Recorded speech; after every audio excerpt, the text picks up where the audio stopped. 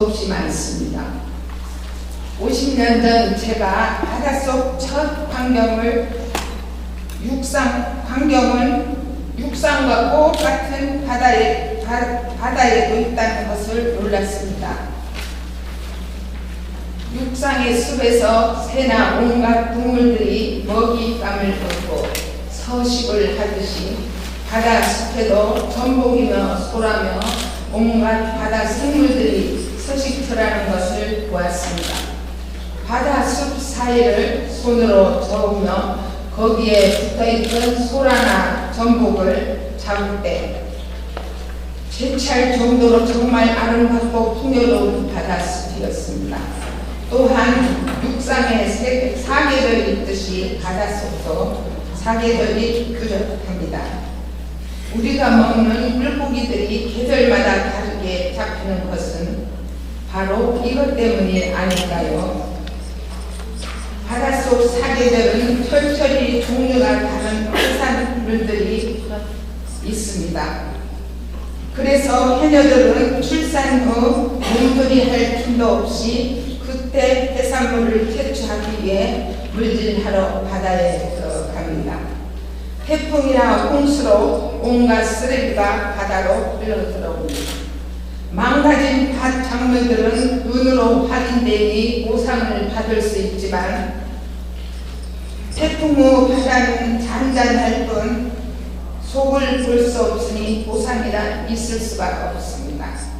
우리 해녀들은 자연 환경에 순응하며 살아갑니다. 그 옛날 척박한 땅에서 일궈낼 수 있는 농산물이 적으니 자연히 풍요로운 바다로 나가서 일을 하게 됐고, 그래서 제주 해녀는 자연 환경이 일부인 것입니다. 해녀가 자연이 일부라는 것은 즉 애 낳기 직전까지도 물질을 하며 심지어는 물질하다가도 애를 낳기도 합니다. 애 낳고 3일 후면 바다에 들어갑니다.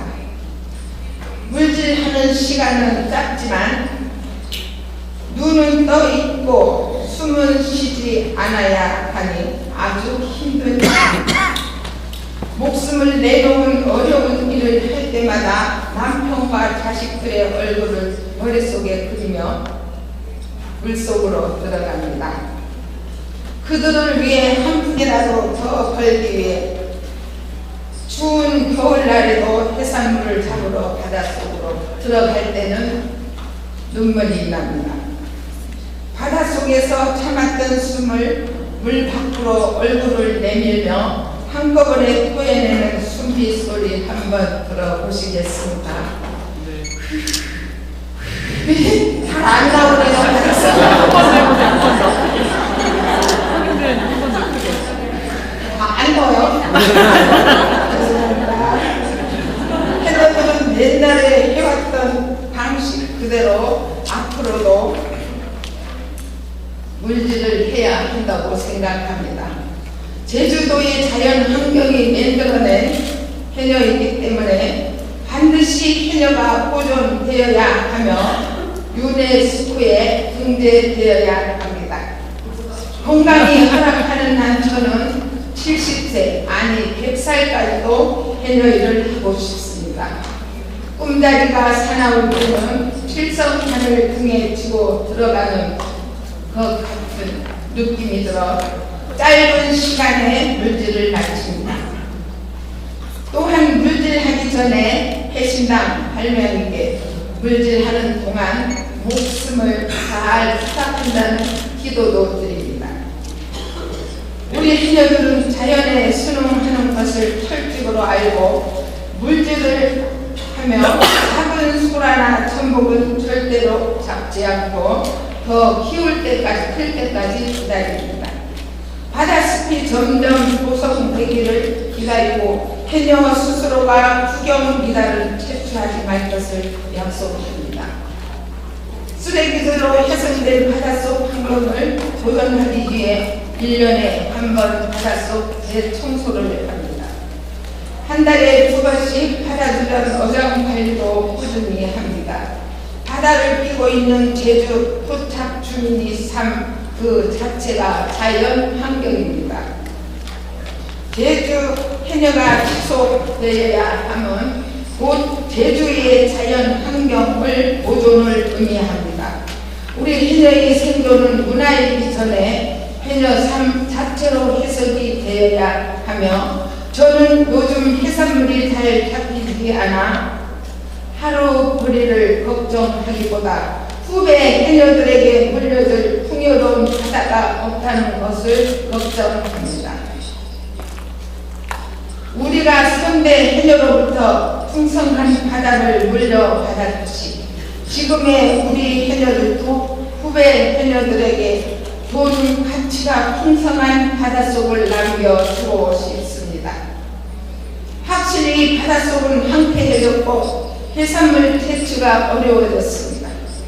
해양 학자들은 샘플로 채취한 바닷물을 분석하여 바닷물 온난화 등 해양 연구 자료를 내어놓습니다. 그러나 넓고 넓은 바닷속을 분석하기엔 눈으로 직접 보고 피부로 느끼는 우리들만 하겠습니까?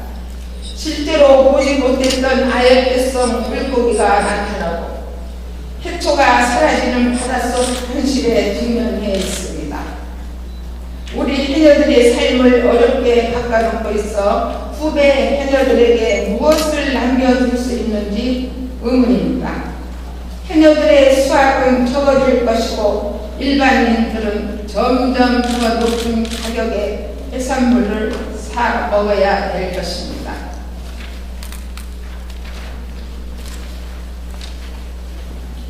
바다에 의지한 삶의 교훈으로 어촌 사람 주부 모임 회장으로서 불우이웃 돕기, 연말 김치 담궈 나눠주기, 불우이웃 돕기, 연말 김치 담궈 나눠주기, 추미교실 운영, 수산물 홍보활동 등 재난사고시 봉사활동 등을 하고 있습니다. 내가 가장 소중한 바다이기에 10년 후, 20년 후 저 바다는 어떨까? 어촌의 미래를 스케치해 봅니다. 어장과 자연은 어떻게 될까? 해녀는 몇 명이나 남아있을까? 이제 나는 내 자신이 선택한 길이기에 자연에 순응하면서 어촌 개원들의 소득 향상을 위해 무엇을 해올까 고민합니다. 해녀 체험어장, 어린이 조간배 체험, 어장 개방 등 새로운 분야에 도전하고 있습니다. 오늘의 나를 만들어준 바다를 경외하며 공생을 꿈꾸며 살아가는 것이 일상이 되었습니다. 오늘도 나는 자연 환경을 보존해야만 해녀의 일도 지속 가능하다고 믿고 있습니다. 강인한 제주 해녀로서, 바다 지킴이로서 열심히 살아가겠습니다. 감사합니다.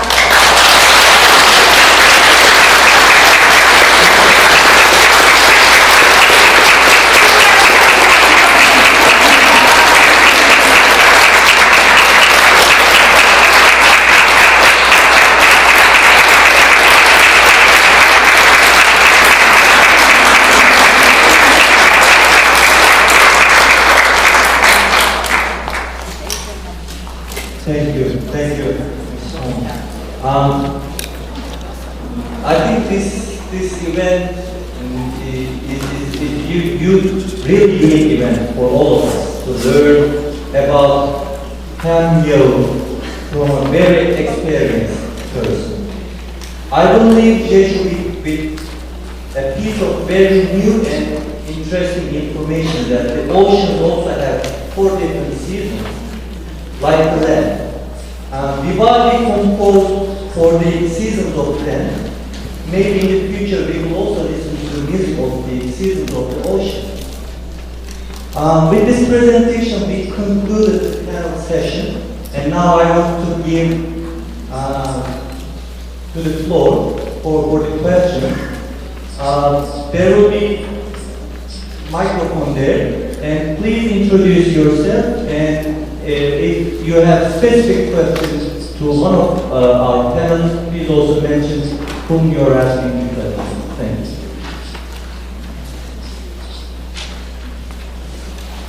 Any question?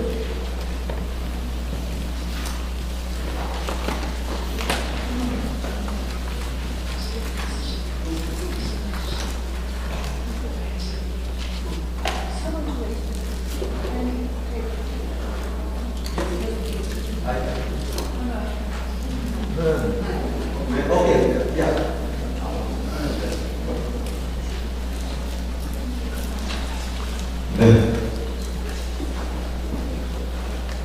궁금하겠습니다. 저는 제주 YMCA의 사무총장으로 일하는 김혜선입니다. 네, 오늘 참 의미 있는 우리 생태계 장통에 대한 굉장히 그런 이야기를 잘 들었습니다. 오늘 제가 하나 질문하고 싶은 것은 우리 이현숙 장관님 이야기했습니다. 전통이란 거버넌스 보존에 대한 이야기를 해주셨는데 현실의 문제는 이게 회의에 대한 구체적으로 들어간다 그러고 회의 학교로 말씀하시고 계시는데 지금 우리 이야기하신 것처럼 현실적으로는 이 숙소를 입양이 오염돼가지고 없고 너무 고대고 또 그리고 힘들기 때문에 회의할 만한 일을 완전히 사라지고 있습니다. 거의 없어졌어요. 이런 상황에서 그래도 우리가 되돌아가면은 이제 그 이야기가 좀 먼저 왔는데 좀 저희 우려가 이러다가는 안 돼가지고 지금에서 힘을 자체가 없습니다. 하는 게 그런 지역의 사람들이 생각합니다. 그래도 우리가 전통적인 그런 전통과 보존에 거버넌스 지속 가능한 이런 차원에서 봤을 때 이것을 좀 지속할 수 있는 그런 방안을